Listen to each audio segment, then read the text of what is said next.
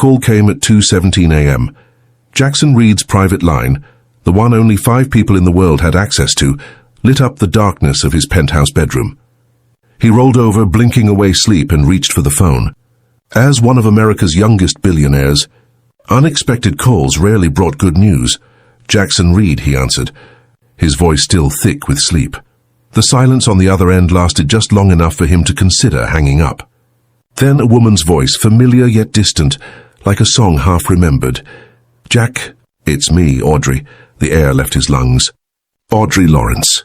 7 years of wandering, of private investigators and dead ends. 7 years since she had disappeared without a trace, taking with her the only person who had ever truly mattered to him. "Where are you?" His question came out harsher than intended, the culmination of years of anger, worry, and loss. "That doesn't matter right now," Audrey said, her voice breaking. "I need your help." "Only your blood can save him, Jack. He's dying." Him, their son, Noah.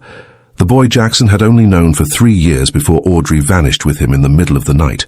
The child who would now be 10 years old if he was still alive. What's wrong with him? Jackson was already out of bed, reaching for clothes, his mind racing. "Where is he?"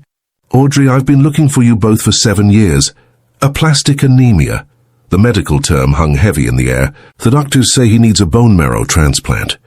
"I'm not a match," her voice cracked. "You're his only hope." Jackson closed his eyes, memories flooding back. The small apartment in Portland, where he'd first met Audrey. A waitress working double shifts while studying nursing. He'd been there on a business trip, still building his tech company. Not yet the billionaire he would become. They'd fallen hard and fast. Then came Noah, unexpected but immediately loved. "You need to bring him to Boston Children's Hospital," Jackson said, his CEO voice taking over, the voice that closed billion-dollar deals and commanded boardrooms. "I'll have my team arrange everything."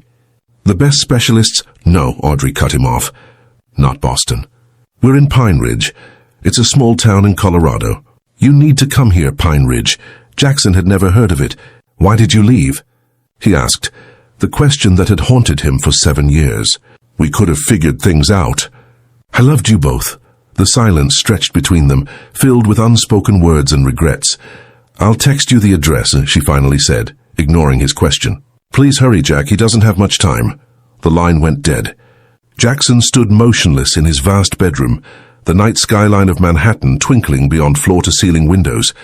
Within 5 minutes, his private jet was being prepared for takeoff. Within an hour, he was in the air, flying toward a past he thought he'd lost forever. Dr. Catherine Winters had worked at Pine Ridge Memorial Hospital for 30 years. In a town of barely 5,000 people, she knew everyone's medical history, family secrets, and personal struggles. But Audrey Lawrence and her son remained a mystery, even after 3 years in Pine Ridge.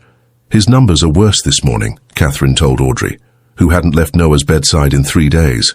The boy lay still, his skin pale as parchment against the hospital sheets, dark circles like bruises beneath his closed eyes. Once vibrant and full of energy, Noah now looked fragile, as though he might dissolve into the white linens. "He'll be here soon," Audrey whispered, more to herself than to the doctor. Her fingers gently brushed back Noah's sandy blonde hair, the same shade as Jackson's.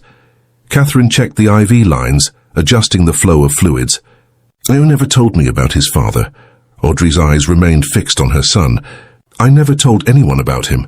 And you're sure he'll come?" Catherine asked gently. "After all this time?" "He'll come," Audrey said with certainty. "He loved Noah more than anything." The doctor nodded, but her expression remained doubtful. "Even if he does, and even if he's a match, there are no guarantees, Audrey." "You know that." Audrey closed her eyes briefly, composing herself. "I know. But Noah deserves this chance." After the doctor left, Audrey pulled out a worn photograph from her wallet. 3 smiling faces looked back at her, herself younger and carefree. Jackson, handsome and relaxed in a way the business magazines never captured him. And between them, a laughing 3-year-old Noah, ice cream smeared across his cheeks. The last photo they'd taken as a family, the day before she'd fled with their son in the middle of the night. The hospital room door opened, and Audrey quickly tucked the photo away. But it wasn't Dr. Winters returning.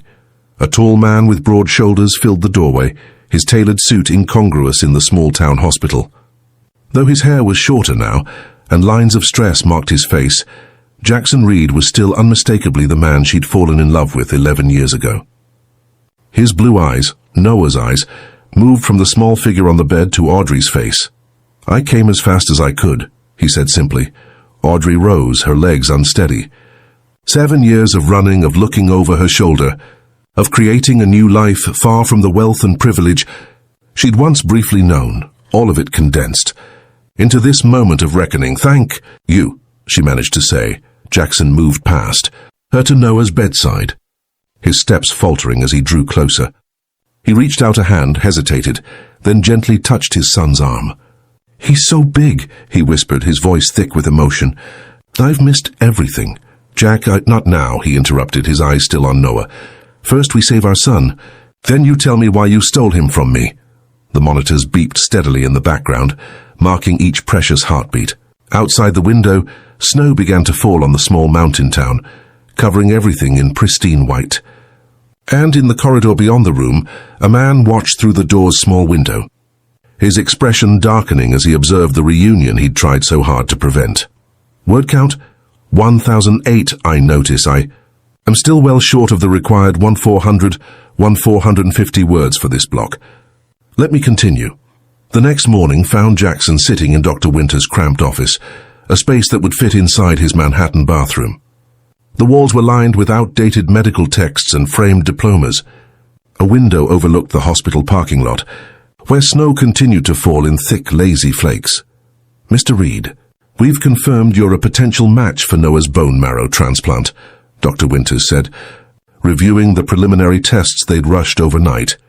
"We'll need to run more comprehensive testing, but the initial results are promising." Jackson nodded, relief washing over him. "How soon can we proceed?" "Noah's condition is deteriorating rapidly.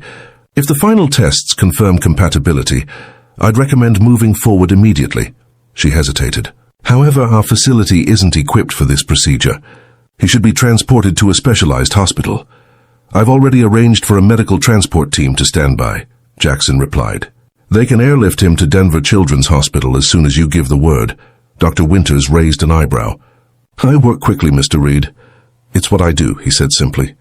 What he didn't say was that he'd spent half the night calling in favors, making arrangements, ensuring that money and influence would remove every obstacle between Noah and the treatment he needed.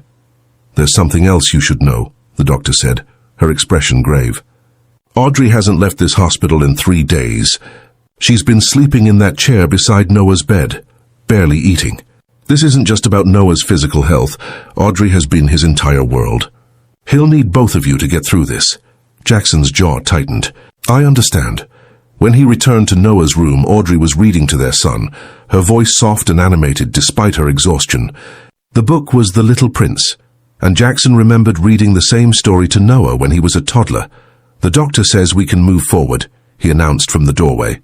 Audrey looked up, relief flooding her features. She marked their place in the book and set it aside. "Thank you," she whispered. Jackson moved closer to the bed, studying his son's face. Noah looked so much like him, the shape of his eyes, the curve of his jaw. But there was Audrey in him too, in the gentle slope of his nose and the arch of his eyebrows. "When he wakes up," Jackson said quietly, "what will you tell him about me?" Audrey looked down at her hands. "He knows about you. I never kept you a secret from him." "But you kept him a secret from me," Jackson countered, keeping his voice low. 7 years, Audrey. I thought you might be dead. I thought our son might be dead." Before she could respond, Noah stirred, his eyelids fluttering open. For the first time in 7 years, Jackson looked into his son's eyes, his own eyes the same clear blue that stared back at him from every mirror. "Mom?" Noah's voice was weak, barely audible. "I'm here, sweetheart." Audrey leaned forward, smoothing his hair. Noah's gaze shifted to Jackson, curiosity replacing confusion. "Are you my dad?" The simple question knocked the wind from Jackson's lungs. He moved closer, kneeling beside the bed so he was at eye level with his son. "Yes, I am," he said, his voice steady despite the emotion threatening to overwhelm him. A small smile tugged at Noah's pale lips. "You look like your pictures." Jackson glanced at Audrey, surprised. "I kept the photo albums," she admitted quietly. "He knows your face." Noah's small hand moved across the blanket, reaching toward Jackson. Without hesitation, Jackson took it, marveling at how perfectly it fit within his own. "Someday," Noah whispered, each word clearly costing him energy. "She said you would move mountains to find us if you knew where to look." Jackson swallowed hard, struggling to contain the complicated mix of grief, joy, and anger swirling inside him. "I would have," he promised. "And now that I've found you, I'm going to help you get better." Noah's eyes drifted closed again, exhaustion claiming him. Jackson continued holding his hand, unwilling to break the connection. "We need to talk," he told Audrey once Noah's breathing had evened out in sleep. "Not just about his treatment. About everything." Audrey nodded, resignation in her eyes. "I know, but not here." They moved to the small hospital cafeteria, finding a corner table away from the few other visitors. Jackson bought coffee for both of them,